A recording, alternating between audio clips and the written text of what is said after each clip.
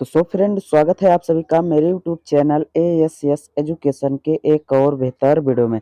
आज की इस बेहतर वीडियो में आप सभी को जीव विज्ञान पहले की बायोलॉजी के 11 ऐसे महत्वपूर्ण क्वेश्चन बताने वाले हैं जो कि आपके 2023, यदि आप बोर्ड 2023 में बोर्ड पेपर देने जा रहे हैं तो इन सभी क्वेश्चनों को जरूर एक बार देख लीजिएगा, ताकि आपके बोर्ड पेपर में ऐसे क्वेश्चन आए तो आप आसान तरीके से जरूर कर लेंगे। चलिए बात करें। पहला है कि मानव मूत्र के विधि का वर्णन करें अथवा मनुष्य के उत्सर्जित तंत्र का सचित्र वर्णन करें। ठीक, तो यहाँ से आप लिख सकते हैं इसका। ठीक, विकृत एवं उनके अनेक सहायक अंग मनुष्य के उत्सर्जित तंत्र कहलाते हैं। विकृत उत्सर्जन तंत्र का प्रमुख अंग है जो केवल उत्सर्जित पदार्थ को उपयोगी पदार्थों में छानकर अलग कर देता है। विकृत भरे भूरे रंग का सेम के बीज के आकार की संरचना है जो कि उदागुह में के रुका दंड के दोनों तरफ होती है। प्रत्येक वृक्क लगभग 10 सेमी लंबा, 6 सेमी चौड़ा और 2.5 सेमी मोटा होता है। यकृत की वजह से दाया वृक्क का बाहरी निकलना उभरा हुआ होता है, जबकि भीतरी किनारा धंसा हुआ होता है, जिसे हम हाइलम कहते हैं। और इसमें से मूत्र नलिका निकलती है। मूत्र नलिका जाकर एक पेशवी थैली जैसी संरचना में खुलती है, जिसे हम मूत्राशय कहते हैं। ठीक, आपको क्वेश्चन समझ में आ गया होगा। ठीक, इसका सचित्र चित्र भी देख सकते हैं। चलिए नेक्स्ट क्वेश्चन है कि मंडलिफ ने मटर के पौधे पर प्रयोग से क्या परिणाम निकाला। ठीक, तो उत्तर हम लिख सकते हैं यहाँ से। मंडलिफ के मटर के पौधे पर किए गए प्रयोग से निम्नलिखित परिणाम निकलता है। पहला है कि पौधे के लक्षण कुछ इकाइयों द्वारा नियंत्रित होता है, उन्हें कारक कहा जाता है। प्रत्येक लक्षण के लिए युग्मक में एक कारक होता है, जैसे लंबाई, फूल का रंग। ठीक, दूसरा है कि एक लक्षण को दो कारकों द्वारा व्यक्त किया जाता है, जैसे टीटी या फिर टी स्मॉल बिग या फिर स्मॉल टीटी।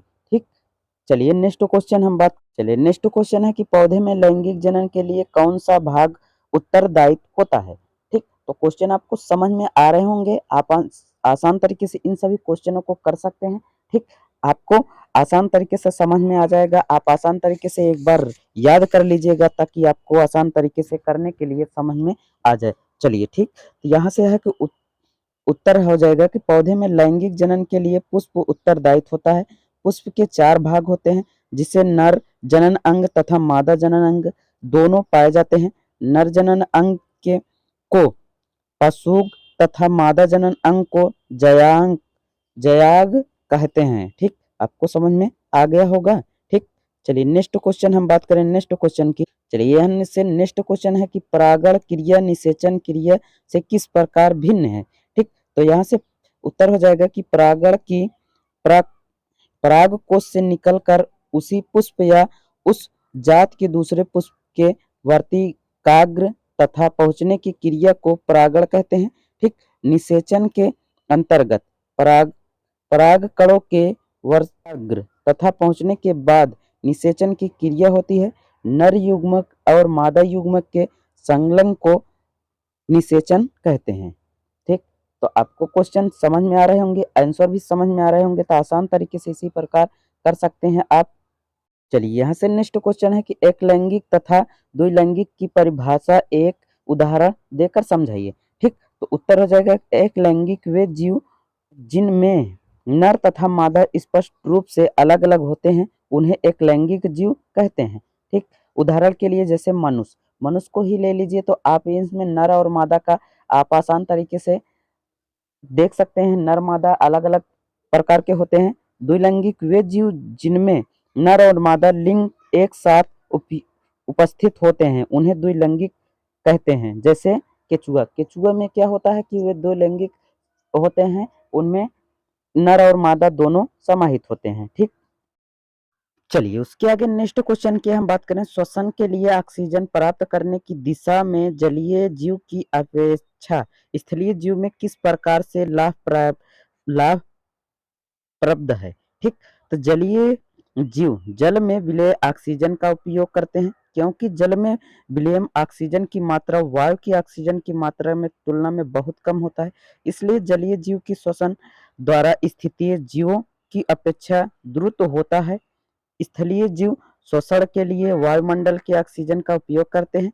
श्वसन के लिए ऑक्सीजन प्राप्त करने की दिशा में एक जलीय जीव की अपेक्षा स्थलीय जीव इस प्रकार लाभदायक हैं। ठीक, तो आपको समझ में आ गया होगा ठीक किस प्रकार से जलीय जीव जल में ऑक्सीजन की को लेते हैं और स्थलीय जीव किस तरीके से स्थल में जीवन व्यतीत करते हैं। ठीक, चलिए नेक्स्ट क्वेश्चन है कि तंत्रिका उत्सर्जन किसे कहते हैं।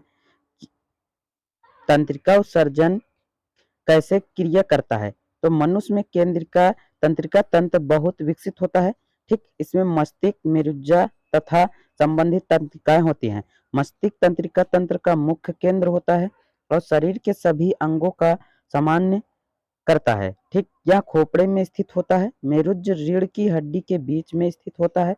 तंत्रिका महीन धागे के आकार की संरचनाएं होती हैं जो मस्तिष्क और मेरुज्जा से जुड़ी होती हैं और शरीर के प्रत्येक कोशिकाओं से जुड़ा होता है।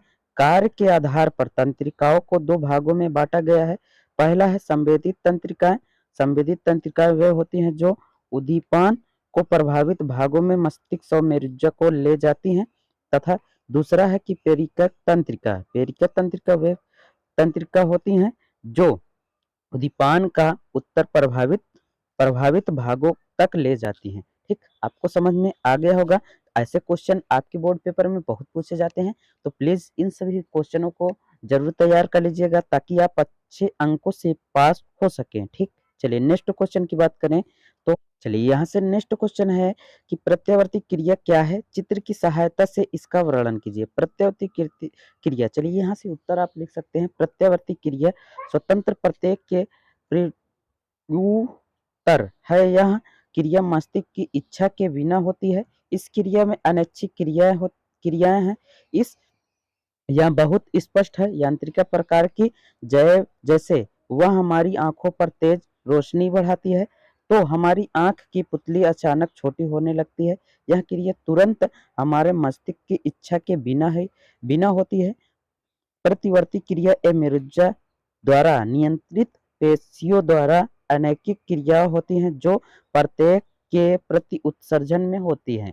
ठीक, यदि शरीर के किसी भाग में अचानक एक पिन चुभाव जाए तो संवेदित द्वारा प्राप्त यह दीपक इस क्षेत्र के एफेक्टेड तंत्रिका तनु को संदीपित करता है। तंत्रिका तंत्र मेरु तंत्रिका की पुष्टीय पत्र द्वारा इस उद्दीपिक मेरुज्जा तक ले जाती हैं। मेरुज्जा से यह उद्दीपन की अधीरीय पथ द्वारा एक या अधिक इफेक्ट तंत्रिका तंत्र में पहुंचता है। इफेक्ट तंत्रिका तंत्र प्रभावित अंगों को उद्दीपित करता है पिन चुभ होने के तुरंत बाद।